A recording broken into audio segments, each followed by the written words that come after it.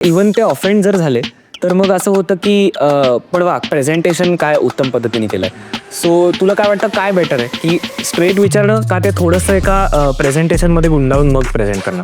तो बरोबर टर्म आहे कोपिंग मेकॅनिझम. कारण ना नॅचरल इन्स्टिंक्ट आहे तो आपला, तयारच अशी झालेली आहे मेंटॅलिटी. काय वाटतं ते हेरिडिटरी तयार झालेली गोष्ट वाटते मला की ह्याच्यामुळे पास्ट जनरेशनबद्दलचा जो रिस्पेक्ट आहे तो प्रचंड कमी आहे या जनरेशन. या ह्युमरमध्ये काय येतं की सगळ्यात पहिलं तुमच्या इन्सिक्युरिटीज आयुष्याबद्दलच्या तुमच्या ज्या असेल स्वतःच्या, तर त्या इन्सिक्युरिटीजबद्दल तुम्हीच बोललात, त्याचा विनोद तुम्हीच केला.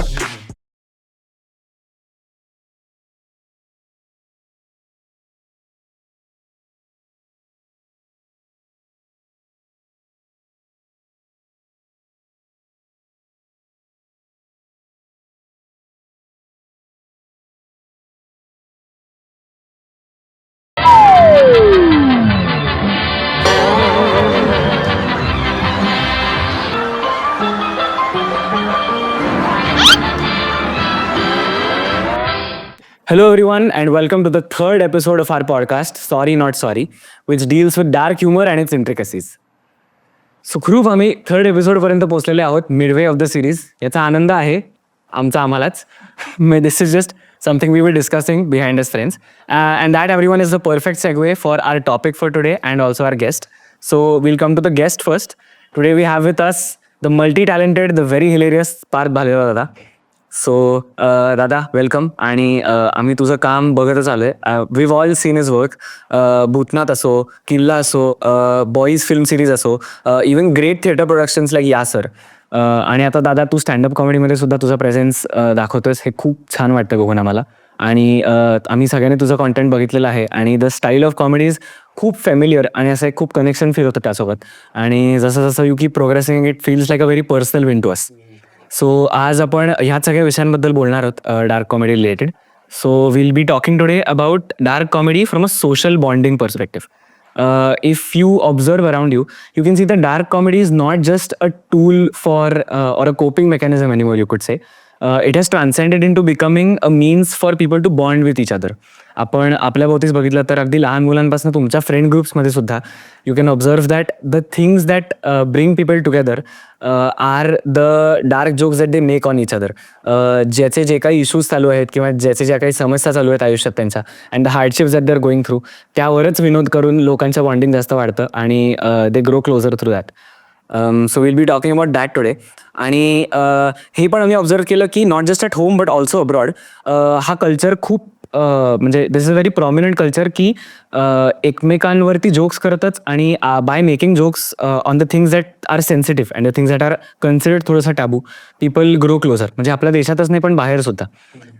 So let's start the discussion based on that थोडंसं. So why do you think that आपल्या कल्चरमध्ये एवढं डीप रूटेड आहे ही गोष्ट की आपण एकमेकांवरती जोक्स करून बॉन्डिंग करू शकतो? ते म्हणण्याचं कोपिंग मेकॅनिझम मला तो बरोबर टर्म आहे कोपिंग मेकॅनिझम. कारण ना नॅचरल इन्स्टिंक्ट आहे तो आपला की आपण डील करा जातो एखाद्या गोष्टीची, त्याचं खूप नॅचरल इन्स्टिंक्ट आहे तो, आपण त्या प्रकारे त्याचा कोप करणं. सो मला असं वाटतं की डीप रूटेड असण्याचं कारण मला हे वाटतं की आपलं ना आपला लँडच म्हणजे आपला देशच हा लॉंगर पिरियडसाठी कॉन्फ्लिक्टमध्ये राहिला पाहिजे. सतत काहीतरी म्हणजे वॉरलँड बराच काळ होता आपला लँडमध्ये की काहीतरी वॉर्स चाललेत आणि एक सत्ता येते दुसरी जाते, एक राजा येतो दुसरा. तर हे होत आलंय कधी 47 पर्यंत, जेव्हा इंग्रज गेले तोपर्यंत हे सगळं चालूच होतं. सो त्यामुळे मला असं वाटतं की आपण आपली काय म्हणतात आपली तयारच अशी झालेली आहे मेंटॅलिटी. काय वाटतं ते हेरिडिटरी तयार झालेली गोष्ट वाटते मला की कॉन्फ्लिक्टमध्येच जगत आलं आपण. आता ह्या सगळ्या आपण इतिहास वाचायला गेलो तर आपल्या त्या जे लीड कॅरेक्टर्स होते त्यांच्याबद्दल आपल्याला कळतं, महापुरुषांबद्दल आपल्याला कळतं किंवा ऑपोजिटला जो लीड होता त्याचं कळतं. पण सामान्य जनतेचं काय चाललं ह्याच्याबद्दल फार पुढे काही लिखाण नाहीये. बरोबर, सामान्य जनताही सफरच करत होती, वरती राज्य बदलतात पण सफर करतच होती सामान्य जनता. तर ती करताना त्यांना आपलं चॉईस असणार आहे की आता आपण ऍक्सेप्ट केलं की दुःख आहे बाबा आयुष्यात, तर मग ऍक्सेप्ट केल्यानंतर ती फॅक्ट आहे, ॲज अ फॅक्ट ते ऍक्सेप्ट केल्यानंतर आपला चॉईस आहे की मी त्याच्याकडे कसं बघतोय, मी बघते ऍक्सेप्ट करून पुढे जगताना त्याचं दुःख तसंच ठेवून जगायचंय का मला त्याचं त्या पॉझिटिव्ह नोट बघायचे त्या साईडची आणि मला त्या ट्रेजरीची कॉमेडी करून जगायचं हा आपलं काहीच आहे. सो मला वाटतं की आपली लोक सरळ चॉईस करा आपल्या लोकांनी की आम्हाला याची मजाच करायची तर मजा करतच आपण ते जगत आलेलो आहोत. तर त्यामुळे मला ते डिट्युटेड वाटतं की आपल्याकडे ते तसं असावं, कारण आपण खूप जास्त काळासाठी कॉन्फ्लिक्टशी डील करत आहोत. आणि जी सिव्हिलायझेशन इतका वेळ डील करते कॉन्फ्लिक्टशी, त्याच्यामध्ये या पद्धतीचा विनोद तयार होणं हे फार नॅचरल आहे किंवा ते त्यामुळे झालं असं वाटतं. सोशल फ्रेमवर्कमध्ये सुद्धा किंवा मैत्रीमध्ये सुद्धा सो तू एका अर्थी असं पण म्हणतोयस की आपल्या देशात किंवा आपल्या या राज्यात आपल्याला आपल्यावरती जोक घेणे किंवा being the subject of a joke या कल्पनेसोबत आपण खूप कम्फर्टेबल आहोत, हे पण एक आहे ना. हे मला वाटतं आता मे बी थोडं रिव्होल्युशन होते किंवा आता मे बी होते जास्त. आधी होतं पण मला तेवढ्या प्रमाणात वाटत नाही किंवा माहीत नाही बा की काय पातळीवर होतं हे माहीत नाही. कारण अजून पण अत्रेंची भाषणं आहेत ज्याच्यात ते ताशेरे उडत आहेत आणि ते त्याच्यावर उडत आहेत, तेही त्यांच्यावर उलटे ताशेरे उडत आहेत. सो ते मला वाटतं की हे कल्चर जुनं आहे आपल्याकडे, ते असं काही नवीन असं नाही की आताच रोस्ट करायला आलं, हे आधीपासून आपल्याकडे होतच आहे. पण जसं तू म्हणतोय की आता सोशल मीडिया आहे, बाकी गोष्टी म्हणजे इझी ॲक्सेस आता सगळ्यांकडे असल्यामुळे त्याची मला वाटतं त्याचा स्पेक्ट्रम मोठा झालेला आहे, ते वाईडर झालेलं आहे, सगळी लोक त्याचा करायला लागले, जे विच इज गुड. कारण ते हेल्दी आहे. मला असं वाटतं की ते एखाद्याची मजा करणं, त्यांनी ते रिसिव्ह करणं आणि ज्याची मजा केली त्यांनीही समोर त्याची करणं हे मला हेल्दी माइंडचं लक्षण वाटतं आणि ते असणं गरजेचं आहे, समाजाला गरजेचं आहे. सो ते असलेलं कधीही चांगलंच आहे डेफिनेटली. सो मला वाटतं की हे ना आपल्याकडे आधीपासून काही चालत आलेलं असल्यामुळे ते हेल्दीच ठेवतं असं मला वाटतं लोकांना आणि त्यांच्या रिलेशन्सला. टू जास्त रिअल राहतात गोष्टी थोड्या. रिअल राहतात, फिल्टर्स राहत नाही की मी 10 वेळा विचार नाही करत की आता मी हे बोललो तुला काय वाटेल वगैरे. आणि तू पण त्याचाच इफेक्ट हा होता की तू पण नाही करत, तू अनफिल्टर्ड राहतो, गिव्ह अँड टेक राहतो तो. करेक्ट. ह्याच कॉन्टेक्समध्ये तू डार्क कॉमेडीकडे किंवा रोस्टिंगकडे तू कसं बघतोस? Is it a fun thing for you? Affection दाखवण्याचं माध्यम आहे का कसं? मला रोस्टिंगपेक्षा डार्क कॉमेडी आवडते. रोस्टिंग आवडत नाही असं नाही, पण मला काय म्हणतात रोस्टिंग मला स्टेजवर करायला तेवढं नाही आवडत. आपल्यात ठीक आहे किंवा मित्रांमध्ये रोस्टिंग करणं इज गुड, पण स्टेजवरती आता हा पूर्णपणे माझं ओपिनियन आहे, त्याच्यात मी कुठे म्हणत पण नाही की रोस्टिंग करणं बरोबर किंवा चूक. मला फक्त ते ऑन स्टेज तेवढं आवडत नाही, कारण काय माहित नाही मला ज्याला रोस्ट करतो ते रिसिव्ह करतो चांगलं, त्याचा हा मुद्दाच नाही.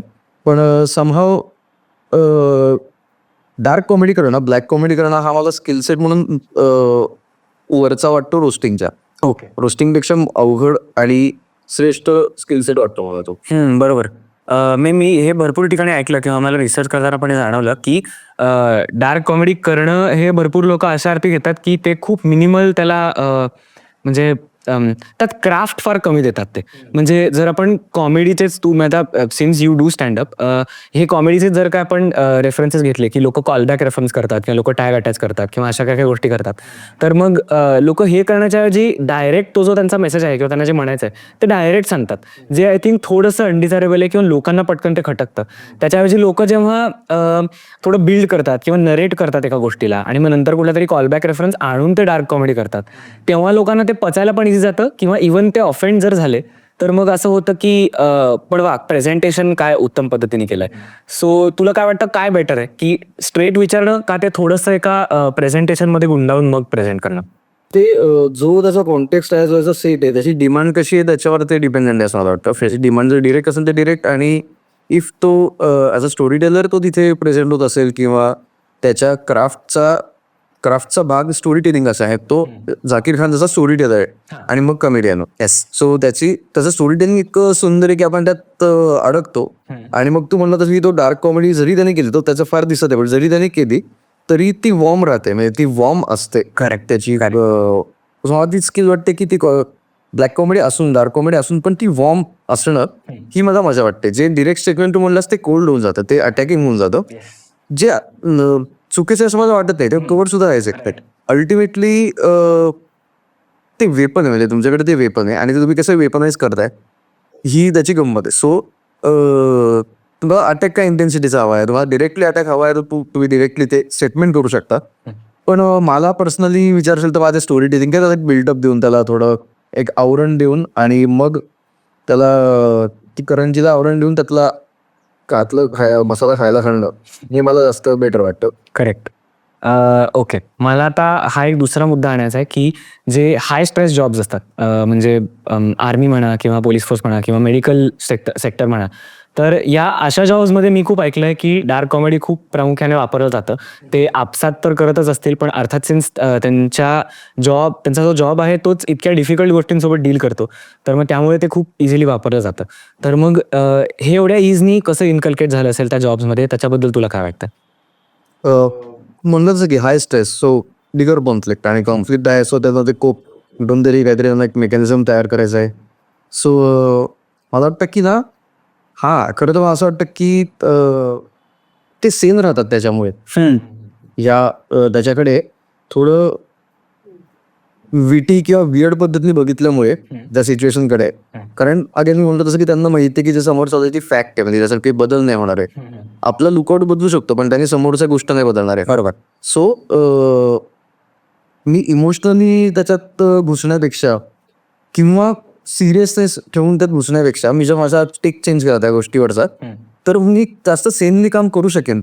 कारण मग मी रॅशनली थिंक करतोय, जेव्हा मी त्याचा विनोद करतोय आणि मज्जा करतोय, माझं डोकं स्थिर राहतंय. मग मी वायबल होत नाहीये, कारण मी त्या गोष्टीला त्याची मजा करून टाकलेली असल्यामुळे मी त्याच्याकडे खूप काहीतरी, आता मला अरे बापरे ह्याच्यात हे कसं करायचं असं न बघता ते करूयात या ह्याने बघायला लागतो. आणि त्यामुळे मला वाटतं की ते डोकं सेन ठेवायला त्याची फार मदत होत असणार आहे त्यांना या जॉब्समध्ये, असं मला वाटतं. करेक्ट, माहीत नाही असं आहे की नाही, पण असं मला लांबून बघताना वाटतं. आणि अगेन जसं आता तू जे प्रोफेशन्स म्हणलात त्याच्याच बरोबर अजून प्रोफेशन्स आहे इतक्याच स्ट्रेसवाले जे आहे ते आपले गवंडी आहेत, बांधकाम करणारे गवंडी आहेत. बरोबर. साफसफाई करणारे कर्मचारी आहेत, पालिकेचे असतील किंवा कुठलेही, एखाद्या याच्यावरचा सोसायटीचा वॉचमन आहे, किंवा अशी बरीच लोक आहेत की किंवा असे बरेच प्रोफेशन्स आहेत जे इक्वली मला वाटतं स्ट्रेसफुल जॉब्स आहेत त्या लोकांचे. तर या लोकांचे तर आत्ता आपण जे प्रोफेशन डिस्कस करतो, जे प्रोफेशन्स, ते तरी मला वाटतं ते जॉब पुरतं त्यांचा विनोद राहतो. ते घरी आल्यावर ते त्यांच्याकडे घर आहे बेसिकली, आणि झोपायला एक छत त्याच्या खाली झोपू शकतात कम्फर्टेबली. ही जी मी लोक म्हणतोय यांच्याकडे स्ट्रेस वर्कमध्ये यायचं आहे, त्याचे पर्सनल लाईफ मध्ये पण आहे. त्यांना घरी गेल्यावर झोपायला छत आहे नाही माहित नाहीये, ते गळणारे का नाही गळणारे हे माहित नाहीये. सो त्यांचा स्ट्रेस हा जॉब पुरता न राहता त्यांच्या लाईफमध्ये चाललेला असल्यामुळे तो संपतच नाही. तर मला वाटतं की त्यांच्यात तर तो अजून जास्त असतो तो विनोद. कारण जितकं तुम्ही त्या डिस्कम्फर्टमध्ये आहात ना, तेवढं तुम्ही त्या याच्याकडे झुकायला लागता, किंवा वाटतं नॅचरली तुम्ही त्याच्याकडे येता. कारण ना काही ऑप्शन उरत नाही मला एका पॉइंटला त्याची मज्जा करण्याशिवाय. तर ते करतात, आणि सो मला या लोकांचे विनोद फार डेंजर असतात. म्हणजे ते आपण असे ऐकायला जात नाही, पण कधी घरात समजा काम चाललंय कोणाच तरी आणि तुम्ही थोडेसे निवांत असं तुम्ही ऐकलात ना, त्यांचे काहीतरी हिलिरियस विनोद चाललेले असतात, जे आपल्या फार पलीकडचे असतात. पण त्यांच्याकडे पण ते स्किनसेट त्यांच्याकडे एक वेगळंच तयार झालेलं आहे त्यांच्या ह्या लाईफस्टाईलमुळेच. सो आणि असं दोन्हीकडचं मला वाटतं. करेक्ट. मला पण खरं आता आठवत आहे की मी घरी काम करताना एका कोपऱ्यात सगळ्यांचं एक म्हणजे गॉसिप सेशन चालू असतं काहीतरी, तर मग ते जरा नीट ऐकलं तर मग बहुतेक काहीतरी खूप काहीतरी मोठे. हां, करेक्ट. मला याच टॉपिकला धरून विचारायचं होतं की भरपूर वेळा स्टँडअप कॉमेडियन्समध्ये मी असं ऐकलं की अशी काय काय टर्म असते की ऑलवेज ऑन कॉमिक असं म्हणतात, की तो कधीही त्याच्या डेली लाईफमध्ये सुद्धा तो तेवढ्याच म्हणजे चपळत्याने जोक मारू शकतो. तर मग असं ह्या सगळ्या करिअर्समध्ये असेल का, की फक्त त्यांच्यासाठी एक टेम्पररी कोपिंग मेकॅनिझम असेल करिअरपुरती, का ती त्यांच्यासाठी एक लाईफस्टाईल झाली असेल, की कुठल्याही गोष्टीकडे असं एकदम रिअलिस्टिकली बघणं आणि त्याच्यावरती हसता येणं. सो टेम्पररी कोपिंग मेकॅनिझम असेल का लाईफस्टाईल असेल, काय वाटतं? लाईफस्टाईल असं वाटतं मला ते. कारण टेम्पररी असेल तर मग ते ऑन ऑफ राहिले असते, स्टेजवर ऑन झाले असते, बाकी चिल राहिले असते. पण त्यांचा स्टेज व्यतिरिक्तच्या वावरातही जर ते तसेच असतील तर मग मला ते लाईफस्टाईलच वाटते ती. आणि त्याचा काय रिझन, त्याचे रूट्स वेगळे असतील काय प्रत्येकाचे वेगवेगळे, पण मला वाटतं की ते त्यांची लाईफस्टाईलच असेल. आणि मी रिसेंटली काही शोज केला ना, आता तिचं मी काही लोकांबरोबर काम केलं, काही कमेडियन्स बरोबर. तर की जे असे काही काही होते की जे ऑलवेज ऑन असायचे, की ते नेहमीच विनोद करत असायचे. तर तेव्हा मला एक गोष्ट फार अशी एक जाणवली. आता ही डार्क ह्युमर किंवा त्याच्याशी रिलेटेड नाही, विज्जत असं एक सहज म्हणून एक्सपिरियन्स होणं, की ना एक उगीच अशी एक डिमांड असते की जो स्टँडअप कॉमेडियन आहे किंवा विनोदी अभिनेता आहे, तर तो जेव्हा तुम्हाला खऱ्या आयुष्यात भेटतो, तुम्हाला समोरासमोर भेटतो, तेव्हाही त्यांनी विनोदीच असावं, मज्जाच करावी तुम्ही सतत. तर तसं नसू शकतं. मी ज्या गोष्टीचे पैसे घेतो त्या गोष्टीसाठी मी तेवढ्या वेळापुरतं वेगळीकडे काम करतो. माझ्यासाठी माझं माझं जसं जगायचं तसं मी जगतो. तर मला त्यांच्याबरोबर काम करताना ते सांगत होते की ते सतत तो ह्युमर प्रॅक्टिस करत असतात, मे बी की ते सारखं त्या याच्यामध्येच असतात. आता हे प्रत्येकाची प्रोसेस आहे की तो किती प्रॅक्टिस करायचं किती नाही करायचं. पण मला तू म्हणतो तसं एक्सपिरियन्स आलेला आहे की असे काही असं की जे नेहमीच चालूच असतात, की ते साधे त्यांचे विनोद चालूच असतात. करेक्ट. आमचा जवळचा मित्र गौरव मोर, तर गौऱ्या हा ऑन असतो, म्हणजे आयुष्यात ऑन असतो तो. आपण जेव्हा त्याला बघतो हास्यचित्र किंवा कुठल्याही त्याच्या एखाद्या कॉमिक याच्यामध्ये जेव्हा बघतो, गौऱ्या तसाच आहे. त्याच्या पुढेच फक्त कॅमेरा येतो. गौऱ्या ऑन असतो कधी पण. त्याचे तो करताना किस्से सांगतो एकतर. करेक्ट. आणि त्याच्याकडे ती स्किल फार भारी आहे की एखादी छोटीशी गोष्ट की आज सकाळी गेलो हे कॉफी घ्यायला, कमलरमध्ये घेतली आणि इथं बसलो, हे तो इतकं 1 तासाभराचं आणि हिलेरियस करून टाकेल ना भाई, तू ऐकत बसणार म्हणायचं, तुला फार आवडतं.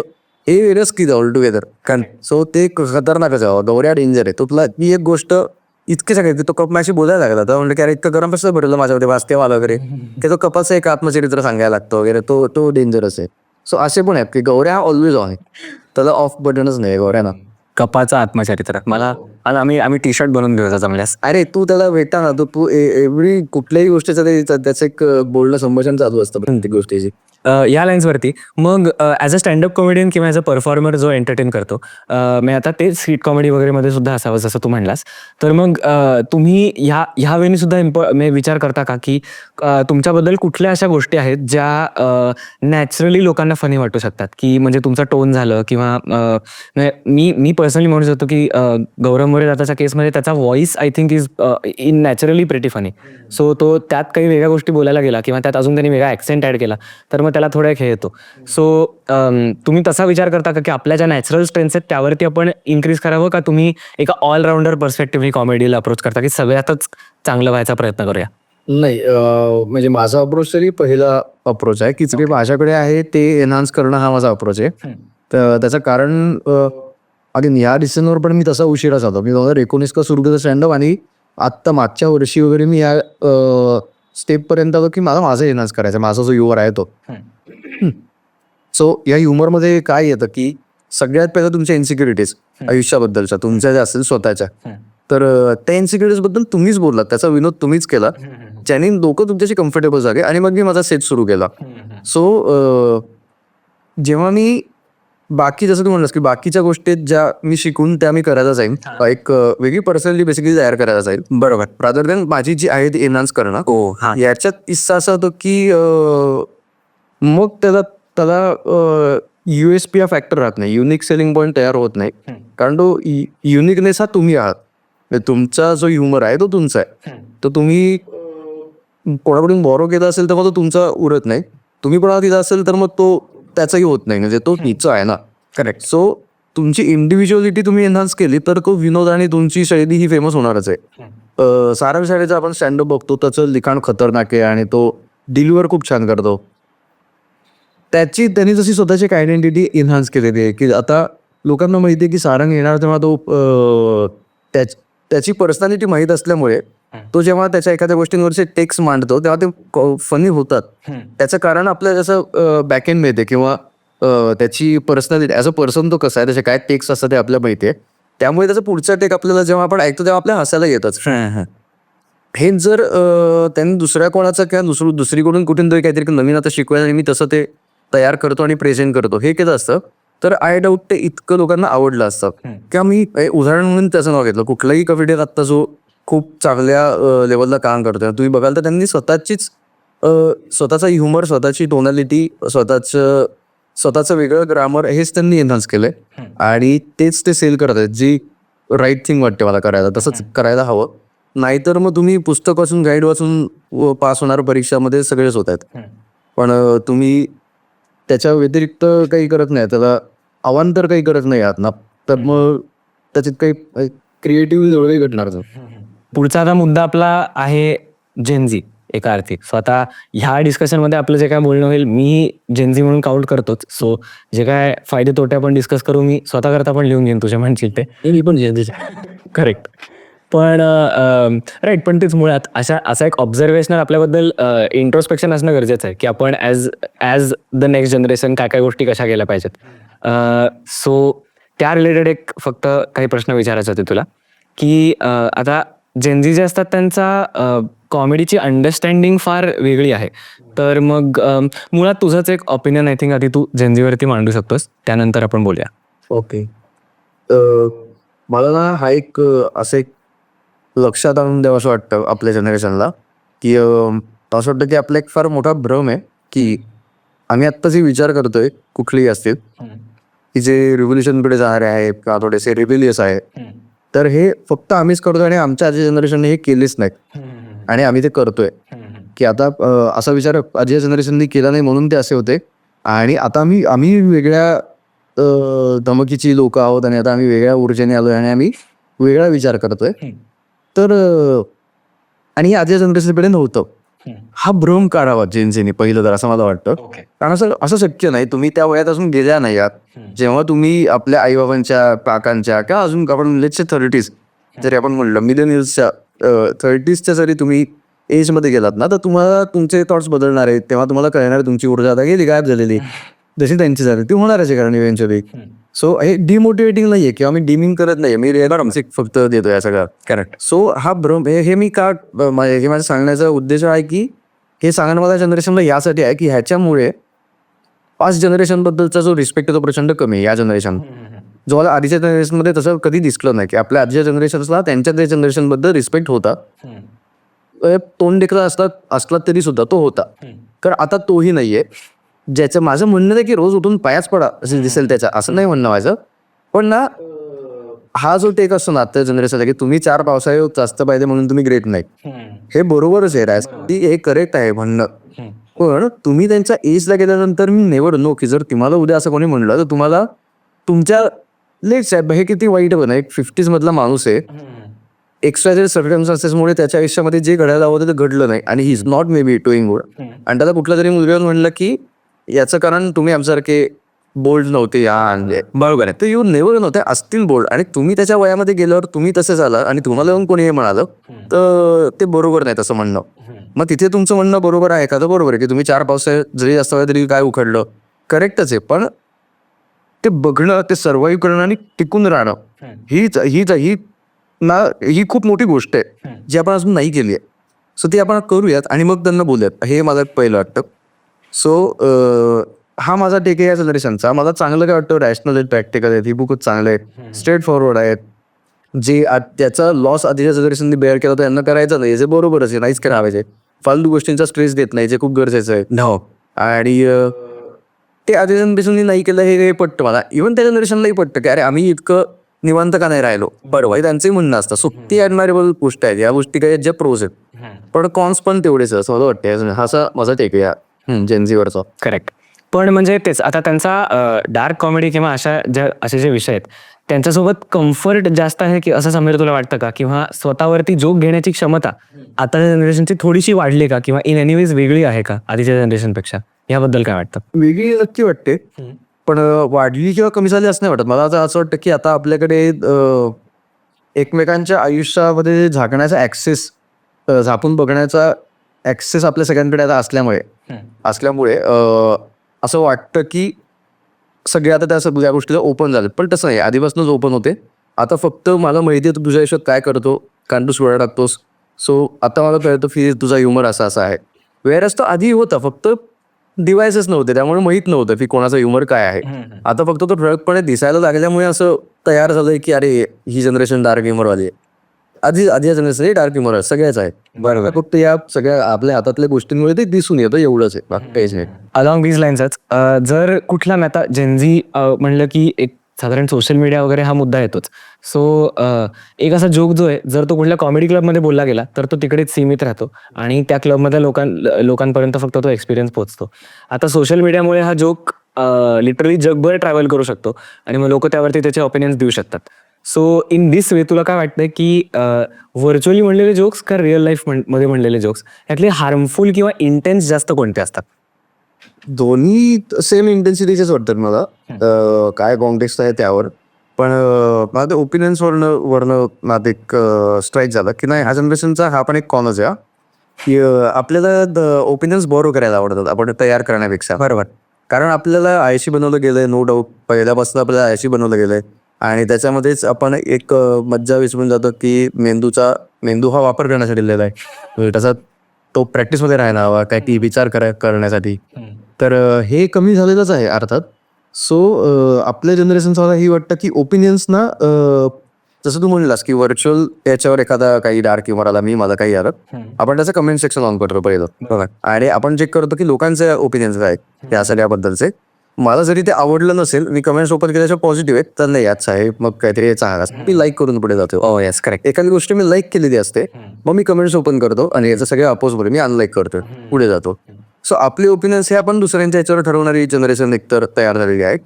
त्यामुळे व्हर्च्युअली जे जोक केले जातात त्याला तुम्ही डिक्टेट करू शकता, त्याला तुम्ही दिशा देऊ शकता की हे तुम्ही ह्याच वेळी घ्या किंवा तुम्ही, आणि मग तुम्ही त्याच्यावर ओपिनियन तयार करू शकता. तुम्ही विचार करून लोकांचे ओपिनियन्स बघून ते सगळं करून तुम्ही त्याच्यावर ठरवू शकता की अरे हे कामरा बोललं ते चूक आहे आणि तेव्हा कामरा बोलला आहे बरोबर आहे, मी ते बघून ठरवता.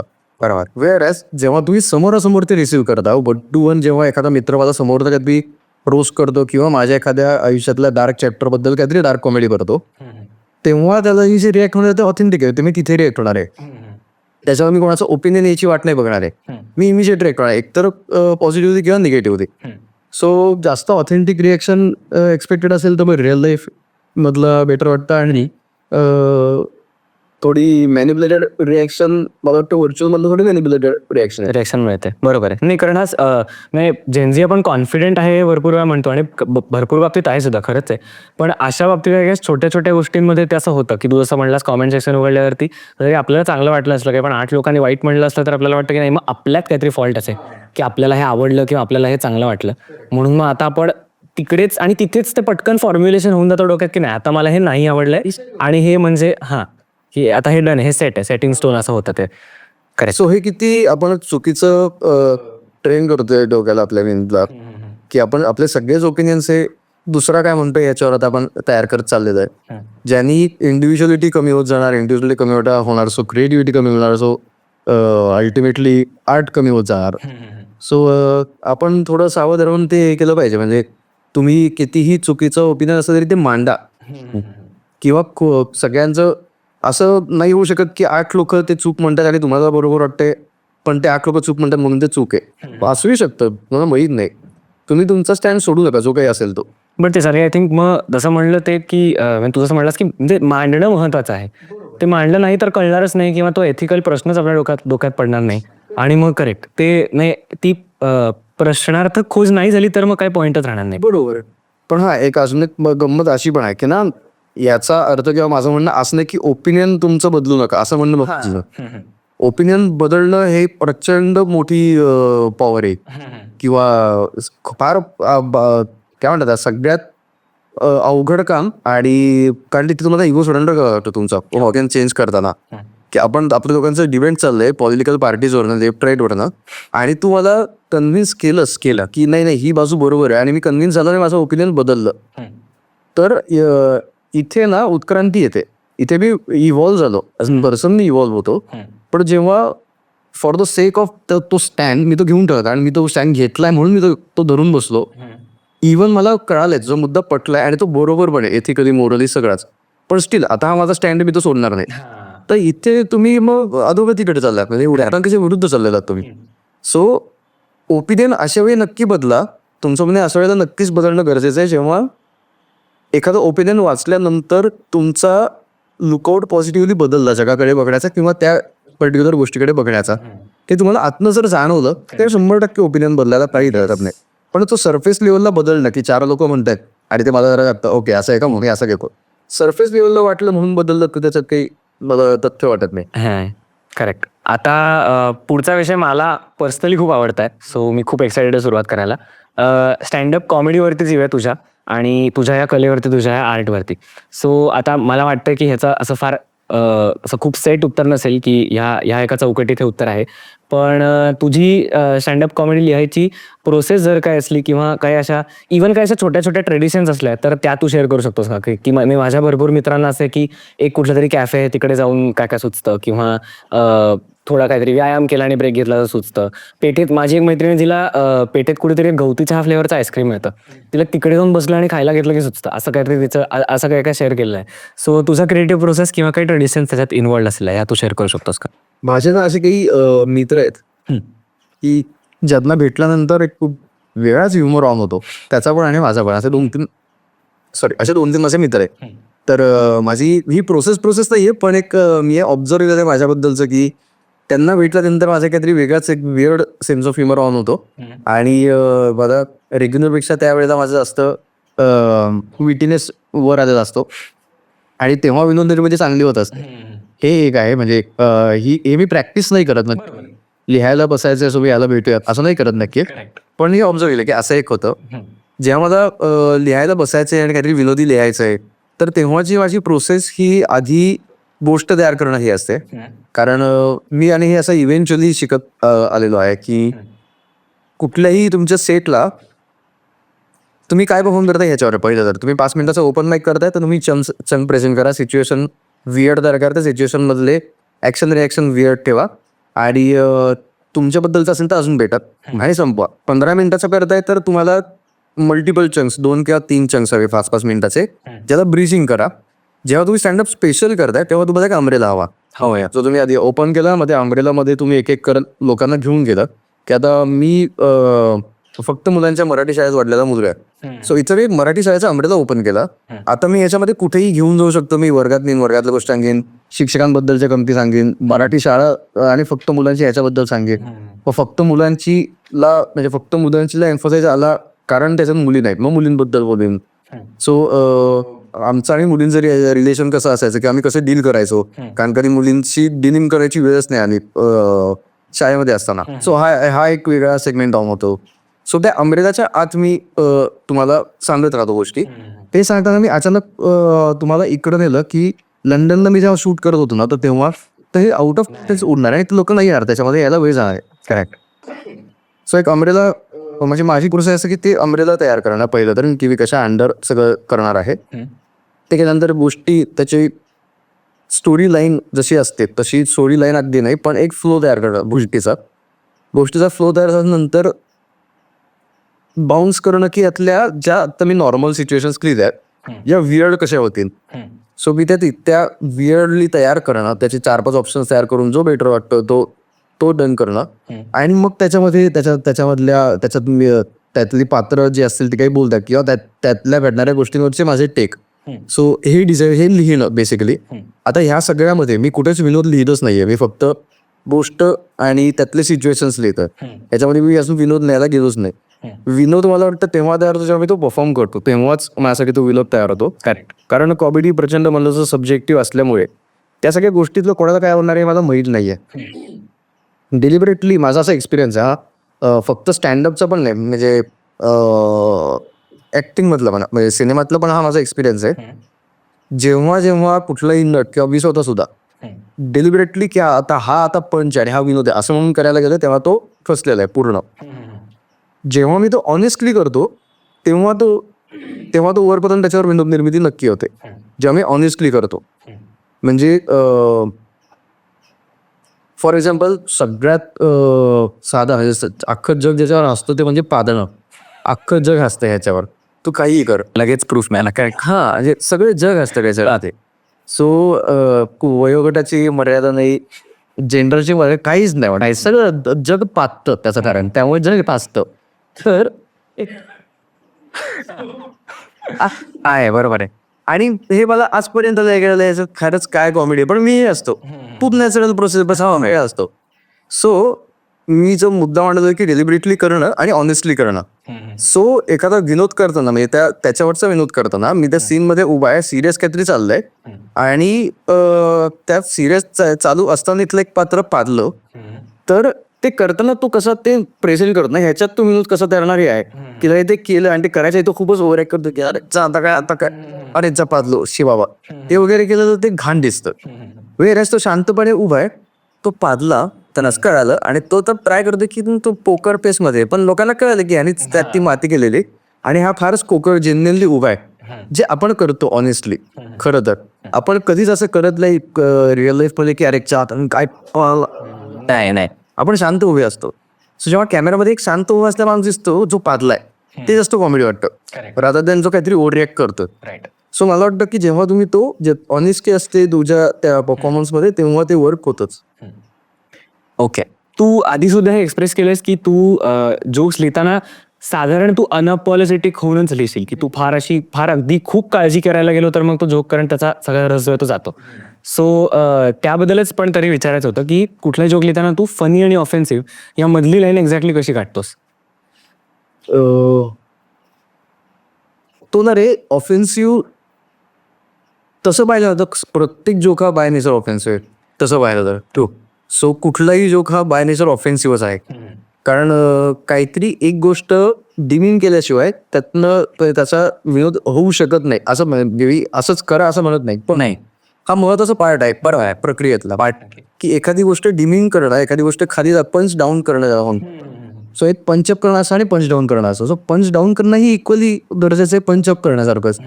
प्रमाण किती असावं हा तुमचा मुद्दा आहे, की ते किती प्रमाण कशाचं असावं कुठल्या गोष्टीचं.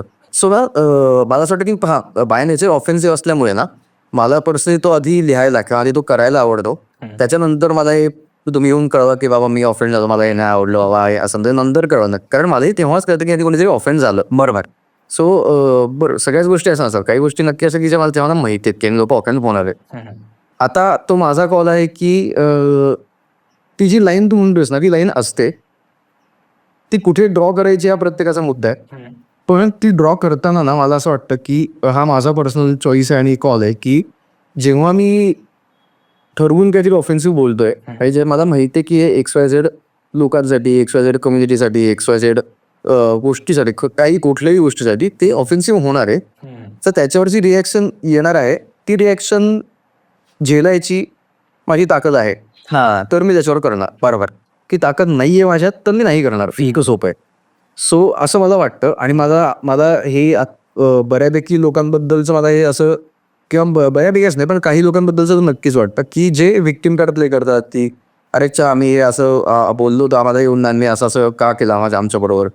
तर पुण्यातला काही 2-1 वर्षांपूर्वी घडलेला किस्सा, की एका नावाच्या इन्स्टिट्यूटमध्ये काहीतरी एक नाटक चालू होतं. हो.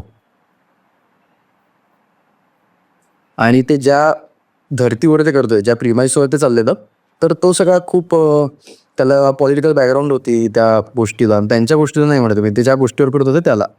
ते नाटक मी स्वतः पाहिलं नाही, त्यामुळे मला माहीत नाही की ते कसं काय पद्धतीने प्रेझेंट केलं ते. सो मी नाटक तसं याच्यावर बोलत नाही. माझं म्हणणं आहे की ते ज्या बेसिसवर करत होते, तर ते बेसिस हे त्याची बॅकस्टोरी सगळी पॉलिटिकल होती, रिलिजन बेस्ड होती आणि बरंच काय काय त्याला मागे एक गोष्टी होत्या ज्याच्यावर बेस्ड ती कलाकृती होती जी सादर होती. समाजातल्या काही घटकांनी त्याच्यावर रिॲक्ट केलं, जे व्हायलंटली रिॲक्ट झाले आणि जे होणंही चुकीचंच आहे व्हायलंटली रिॲक्ट होणं. तर ते तसे रिॲक्ट झाल्यानंतर ती ज्यांनी सादर केली कलाकृती, तर ते त्यांचं म्हणणं पडलं की हे खूप चुकीचं घडलं आमच्याबरोबर आणि असं नव्हतं व्हायला पाहिजे, आम्ही व्यक्ती स्वातंत्र्य आहे आम्हाला वगैरे, जे बरोबरच बोलले, त्यात काही चुकीचं नाहीये. त्यांना मारणं वगैरे किंवा व्हायलन्स होणं हे कुठल्याही बाजूला चुकीचंच आहे. म्हणजे चुकीच्या माणसाला इन जनरल व्हायलन्स हा चुकीचा आहे. बरोबर आहे. सो प्रॉब्लेम मला या गोष्टीचे की असं नक्कीच नव्हतं की त्यांना ते करताना या गोष्टीचा अंदाज नव्हता, की आपण जे मारणार याचा अंदाज नव्हता असं नाही म्हणत, पण कोणीतरी ऑफेंड होणार नाही हे तर त्यांना नक्कीच वाटलं नसेल, का त्यांना हे माहित होतं की कोणीतरी ऑफेंड होणारच आहे. बरोबर. सो तुम्ही ते ताकद ठेवा झेलायची. तुम्ही नंतर त्या गोष्टीवरनं रडणार की नाही आम्हाला असं आमच्याबरोबर असं वागलं गेलं वगैरे वगैरे, ते मी प्रमोट नाही करते ते वागणं जे तुमच्याबरोबर वागलं गेलं. पण माझं त्याच वेळेला हेही म्हणणं आहे की तुम्हाला माहीत नव्हतं असं नाहीये, तुम्हाला माहीत होतं नाही याच्यावर ही रिॲक्शन येणार आहे, तर ती झेलायची ताकद असेल तर ह्या गोष्टी नक्की करा. आत्ता पण असे बरेच प्रयोग, असे बरीच नाटकं आहेत की जी XYZ कुठल्या तरी XYZ लोकांना ती हर्ट करू शकतात, पण स्टील ती नाटकं होतात. ती त्यांच्या लेवलवर ते सिक्युरिटी बाळगून असेल किंवा ते जे काही घडेल त्याची ताकद, ते सहन करायची ताकद ठेवून किंवा रिॲक्ट करायची ताकद ठेवून लोक ते नाटक करतात. करेक्ट. मीन फ्रॉम गोडसे नाटक प्रचंड चाललं, त्या नाटकाचे बरेच प्रयोग हे पोलीस सिक्युरिटीमध्ये झाले. ओके. त्यांच्यावरती कधी काहीतरी रिॲक्शन देण्याचा प्रयत्न झाला नाही असं नाही. दरवेळेला त्यांनी बऱ्याच वेळेला त्या नाटकावर काहीतरी रिॲक्ट करायचा प्रयत्न केलेला आहे लोकांनी, पण त्याचा बाऊ नाही करून घेतलाय. त्या कलाकारांनी असेल किंवा प्रोडक्शननी असेल, त्यांनी ते रिसीव्ह करून आयदर रिॲक्ट केलं किंवा रिसीव्ह केलं, दोनपैकी एक गोष्ट केलेली आहे. पण त्यांनी नाटक थांबवलं नाही, ते करत राहिले, त्यांचं कला सादर करत राहिले. सो ही ताकद तुमच्यामध्ये असेल. सेम गोष्ट टू कॉमेडियन्स, की तुमच्यामध्ये जर ते हेकलिंग पचवायची आणि त्याला रिॲक्ट करायची ताकद असेल तर नेमकी ऑफेन्सिव्ह जोक करू शकता. नंतर जर तुमचं रडगाणं असेल तर मग तुम्ही नकात, मग चॉईस चुकलेला आहे. खरंच. पण हे हेकलिंगला जे रिस्पॉन्ड करतात किंवा त्याच्या प्रयत्नाने त्याला किंवा ज्या त्या स्पॉन्टॅनिटीने ते रिस्पॉन्ड करतात त्याला मला खरंच मॅड रिस्पेक्ट वाटते की खरंच ते करतात असं पाहिजेच. हो 100%. येस. सो परत ह्याच्यावरच कंटिन्यू करत, सो तू असं म्हणशील का की कुठल्याही आता इतरांच्या सगळ्यांचा तू जेवढा कॉमेडी कंटेंट कन्झ्युम केला असेल, कुठलाही जोक सांगायचा किंवा नरेट करायचा किंवा प्रेझेंट करायचा ऑडियन्सला एक कुठला तरी सेफ किंवा राईट वे आहे का याबद्दल? आहे की जसं नक्कीच वाटतो की त्याचा सेफ वे, हो सेफ या राईट आहे की नाही मला सेफ नाही आहे. करेक्ट. कारण ना राईट आहे की नाही बघितलं याची शाश्वती नाही. याचं कारण काय की तुम्ही जेव्हा तो सेफ करता याचा अर्थ काय करता, शुगर कोट करता. त्याच्या हार्श रियालिटी पासून त्याला बाजण्यानं शुगर कोट करता. सो खूप गिव्हन आहे की त्याची इंटेन्सिटी कमी होणार आहे, त्याचा इम्पॅक्ट कमी होणार आहे, त्याच्या इम्पॅक्टची इंटेन्सिटी कमी होणार आहे, जी डिरेक्टली आणि असती हार्श असताना ती यातनं येणार नाहीये. सो ती इंटेन्सिटी जर नसेल येणार तर ते राईट आहे की नाही हे तुम्ही जो करतोय विनोद त्यांनी ठरवावं. पण ते राईट आहे की नाही माहीत नाही, पण जे हार्शली जे येणार आहे, जो इम्पॅक्ट आहे तो इम्पॅक्ट नक्की बरोबर येणार. ते हार्शली देणं बरोबर आहे की नाही हे हा ज्याचा त्याचा चॉईस आहे. ओके. ठीक आहे. एक शेवटचा प्रश्न. आता एक मेन स्टिरियोटाईप जो आहे आय थिंक दोन्ही साईड्सबद्दल, की लोक ज्यांना डार्क कॉमेडी आवडते आणि ज्यांना नाही आवडत त्यांच्याबद्दल, की ज्यांना डार्क कॉमेडी आवडते ते नेहमी टिंगल-टवाळच करत असतात, ते खट्याळ असतात आणि ते फक्त मज्जा घेत असतात लोकांची असं. आणि ज्यांना डार्क कॉमेडी आवडत नाही ते तुसडेच असतात, की त्यांना काय अगदी गुली करायला गेला तरी ते रागवते की हे काय करतोय वगैरे वगैरे असं. सो हे असतं. So what would you say about people ज्यांना डार्क कॉमेडी फारशी पटत नाही? एक तू तुझ्या परीने काय त्यांच्या पर्स्पेक्टिव्हमध्ये चेंज आणू शकशील किंवा तुझा असा कुठला विचार आहे असं तुला वाटतं की त्यांचा पर्स्पेक्टिव्ह बदलू शकेल अबाउट डार्क कॉमेडी, की कसं त्यांनी कुठल्या तरी जोकवरती ऑफेंड न व्हावं, याचा त्यांचा प्रोसेस कसा असावा?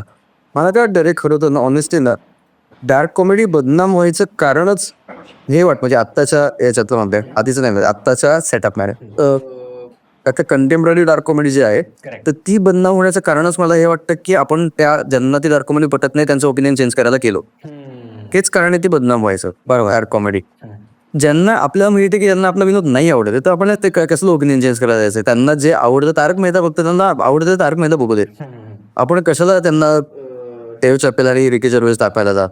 त्यांना जे कम्फर्टेबल आहे त्यांना बघू देत. सो हे ओपिनियन चेंज करायला गेल्यामुळे मला वाटतं ती बदनामी खरं तर आहे. दुसरी जी तू कॅटेगरी म्हणलास की जे असेल बसतात ती हसून दाखव मला आता असे बसतात हे वर्ग आहेच आहे आणि हा पुण्यात जास्त आहे अर्थात. कारण पुण्यामध्ये सुडो इंटरेक्स खूप आहे. ओके.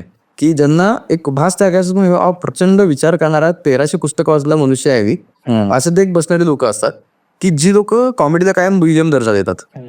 कारण ते असं उगीच तयार केलेलं एक झालेलं आहे की कॉमेडी म्हणजे का जो विनोद करतो आणि विनोदावर हसतो हा सिरियस राहणाऱ्या लोकांपेक्षा कमी मितीचा असतो. एक उगीच तयार झालेला आहे. रियालिटी याच्यात पूर्ण उलटी आहे खरं तर. जो मेंदू विटी आहे तो इटसेल्फ हेल्दी असण्यामुळे विटी आहे. बरोबर.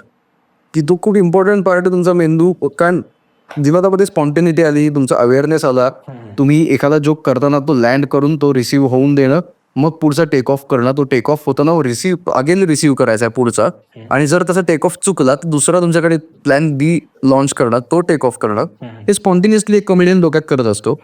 जे पुस्तकापासून विचार करत बसलो हवा याचं मी मंथन चिंतन म्हणून करत होतो म्हणजे अवघड काम आहे.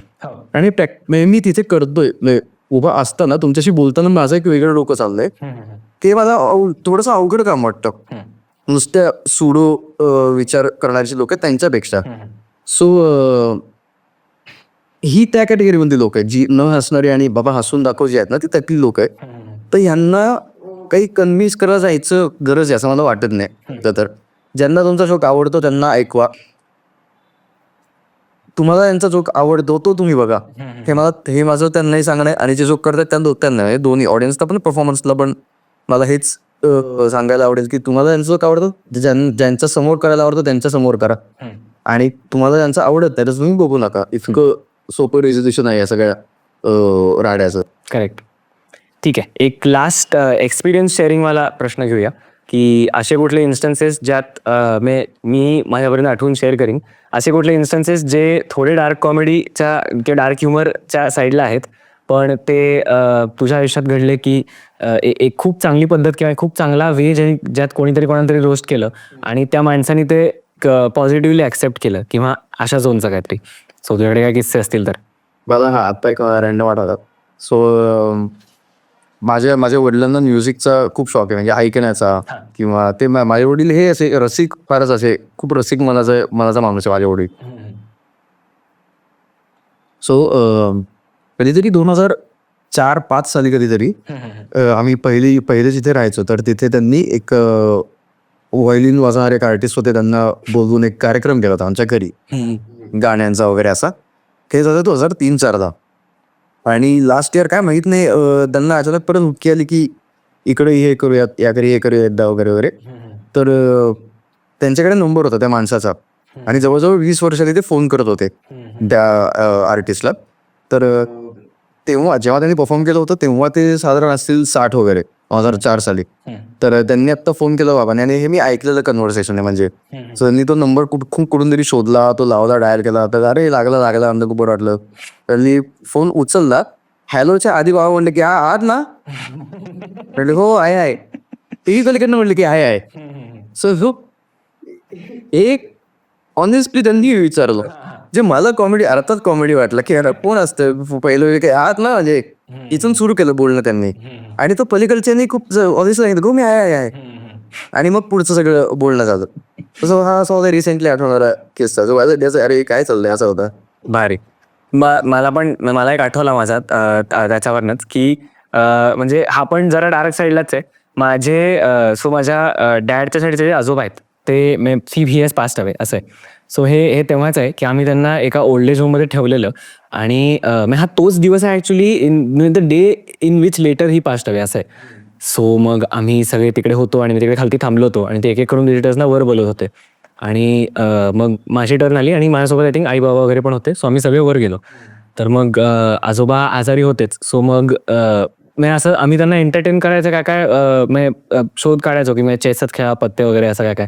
सो मी त्या दिवशी त्यांच्याकडे काहीतरी लेटर लिहून आणलेलं की असं आहे तसं आहे, कॉलेजमध्ये असं तसं झालं. मग एक नाटक केलं की असं काय. सो हे सगळं त्यांना सांगत होतो. तर मग मी वाचून दाखवलं माझी टर्न झाली. मी मागे सरकलो आणि आई बाबा त्यांचं बोलत होते. सो मी थोडं लांब थांबलो तरी सुद्धा, कारण आई बाबा त्यांचं बोलत होते, त्यांचा टाइम स्पेंड करत होते त्यांच्यासोबत. सो मग मी फक्त लांब थांबलो आणि उभा शांत थांबलो, काही बोललो नाही वगैरे.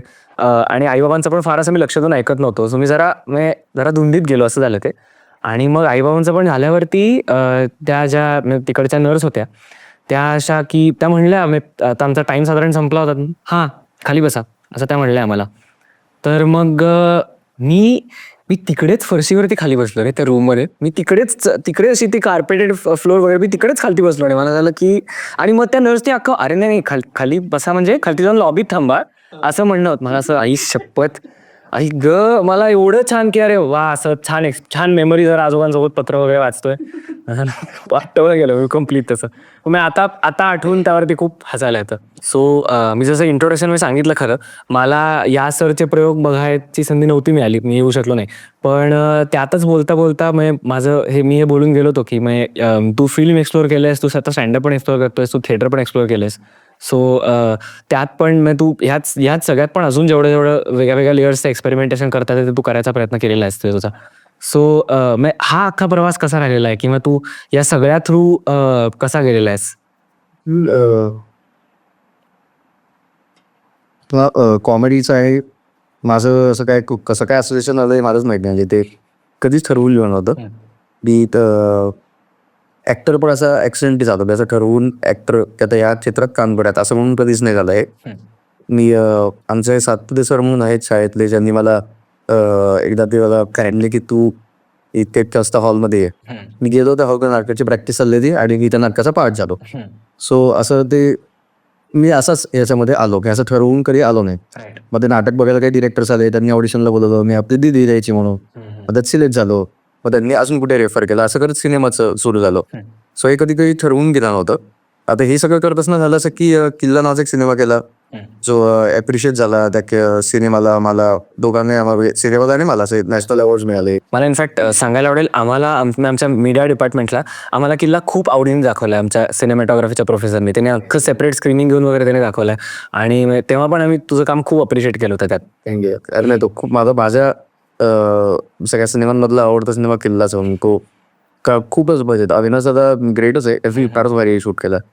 सो किल्ला सिनेमा मी केला, तो अप्रिशिएट झाला लोकांना. म्हणजे तो बॉक्स ऑफिसलाही त्यांनी बऱ्यापैकी धंदा केला आणि क्रिटिकली पण तो चांगला वर्क झाला. सो सक्सेसफुल फिल्म होती बेसिकली. तर त्या फिल्मसाठी त्या मिक्टा अवॉर्ड्स व्हायचे झीचे. तर किल्ला सिनेमासाठी मला सर्वोत्कृष्ट विनोदी का पुरस्कार दिला. मला टोटलच नाही लागले. मला हे मान्य आहे की माझं काम त्याच्यामध्ये विनोदी होतं किंवा माझ्या जे काही मी करतोय तर ते विनोदी होतं, पण पात्र विनोदी नव्हतं किंवा ते विनोदवीर कॅटेगरीतलं नक्कीच नव्हतं. ओके. कारण तो मी सांगत असतो की एक बसचा ॲक्सिडेंट झाला, त्याच्यात माझे आई बाबा गेले. सो त्याची बाजू आहे. किंवा तो जेव्हाही चिदाला काहीतरी बोलतोय तर त्याची खूप जेन्युइन क्युरिओसिटी म्हणून तो ते विचारतोय. विनोद करायचा म्हणून नाही, आपल्याला त्या इनोसन्सवर हसायला येतं. ते पात्राचे इनोसंटली विचारते म्हणून आपल्याला त्याच्यावर हसायला येतं. बरोबर. आणि मस्ती करते दिसत तर हसून तो काय मस्ती करतोच आहे कारण ठरवून. सो तिथे मला कळलं की अच्छा हे विनोदी म्हणून कन्सिडर होत आहे. ओके. मग त्याच्यानंतर असं झालं की मला कामं जी ऑफर होत होती ती विनोदी, त्याच्यामध्ये विनोद जास्त होतं त्या स्क्रूप्समध्ये, त्या पात्रामध्ये. मला इथे करायला मजा येत होती कारण मला हे डिस्कवर होतं की लोकांना जो हसवतो तो जास्त जवळचा वाटतो त्यांच्या. सो यांना थोडंसं डिस्कवर व्हायला लागलं. मग मलाही आवडतं विनोदी काम करणं, कारण मी हळूहळू ते टायमिंग काय असतं हे शिकत गेलो, ते विनोद निर्मिती म्हणजे काय मी एक्सपिरियन्सेस शिकत गेलो. सो अगेन हे पण पाहिजेच नव्हतं, लोकांना ते आवडली माझी ती गोष्ट म्हणून मग मी ती एनहान्स केली, म्हणून ते करत गेलो. सगळं करताना एक पॉईंट असा होता की सतत एकाच जॉनरचे सिनेमे मला येऊ लागले, विचारले जाऊ लागले. आणि सगळं काही काळ तसे सिनेमे केल्यामुळे माझा कंटाळा आला त्या परत त्या जॉनरमध्ये काम करायचा आणि प्रत्येक करायचा. कारण तो फ्रेशनेस जातो, फ्रेशनेस याच्यामध्ये क्रिएटिव्हिटी जातो. सो मी काय ठरलं सेट फॉर्म्युला, त्याच्यात मी स्क्रिप्ट बसून परफॉर्म करणार. त्याच्यामध्ये मला असं वाईट वाटतं असं काम करायला, कारण हे काम नाही आहे माझं. अंडरस्टँडेबल. हां, मला काहीतरी नवीन करायला आवडेल की जे माझ्या डिरेक्टरला, माझ्या प्रोड्युसरलाही काहीतरी फ्रुटफुल असेल देणारं. बरोबर. सो माझा ते द्यायचा प्रयत्न असतो, म्हणून मी त्या पद्धतीचे सिनेमे नाकारायला लागलो. आणि इव्हेंच्युअली झालं असं की मला ते सोडून वेगळ्या पद्धतीचे सिनेमे हे कम्पॅरेटिव्हली कमी ऑफर होत होते. तर मला प्रश्न पडले करायचं काय आता, जे असं वगैरे राहिलं तर थोडंसं अवघड, आपण सिनेमावर डिपेंडंट नसू शकतो. आणि हे खूप बरोबरच आहे. मला प्रसाद नाम जोशी जे रायटर डिरेक्टर आहेत मोठे बरेच, सो त्यांनी मला एक फार उत्तम गोष्ट सांगितली की आपल्या धंद्यात यायचं असेल तर जोडधंदावर हा बेसिक क्रायटेरिया. सो हा मला फार पटला. म्हणून मग मी थोडा विचार केला की जर आता हे कॉमेडी म्हणूनच जर इमेज तयार झाले लोकांकडे आणि लोकांना ते आवडते तर आपण बघूयात प्रयत्न करून स्टँडअप कॉमेडीचा. आणि मी थोडा हळूहळू प्रयत्न करत ते दुकान लावलं एका बाजूला. असं सगळं असोसिएशन आहे त्या कॉमेडी बरोबरचं. डार्क कॉमेडी आणि त्याचा सोशल बॉन्डिंगबद्दल जो त्याचं जे महत्त्व आहे किंवा त्याचा जो प्रेझेन्स आहे त्याबद्दल बोलायला गेलं की अर्थात असं कोणीतरी हवं ज्याला डार्क कॉमेडीचे किंवा कॉमेडीचे टेक्निकल ॲस्पेक्टसुद्धा कळतात, पण ज्यांनी अर्थात त्याच कॉमेडीमध्ये जी आपल्या देशात खूप आपल्याला दिसून येते त्याच कॉमेडीमध्ये त्याचं आयुष्य पण जगलं आहे. आणि हे असे दोन्ही क्रायटेरिया कव्हर करणारा तू आहेस. आणि आय थिंक तू जे काय काम केलंस, तू मराठी एंटरटेनमेंट इंडस्ट्रीमध्ये जो केवढा तुझा मार्क सोडलास त्या बाबतीत त्यामुळे हे खूप जे आहे ते खूप चांगल्या प्रकारे कव्हर होतं. सो थँक्यू सो मच आल्याबद्दल आणि खूप खूप शिकायला मिळालं तुझ्याकडनं. आणि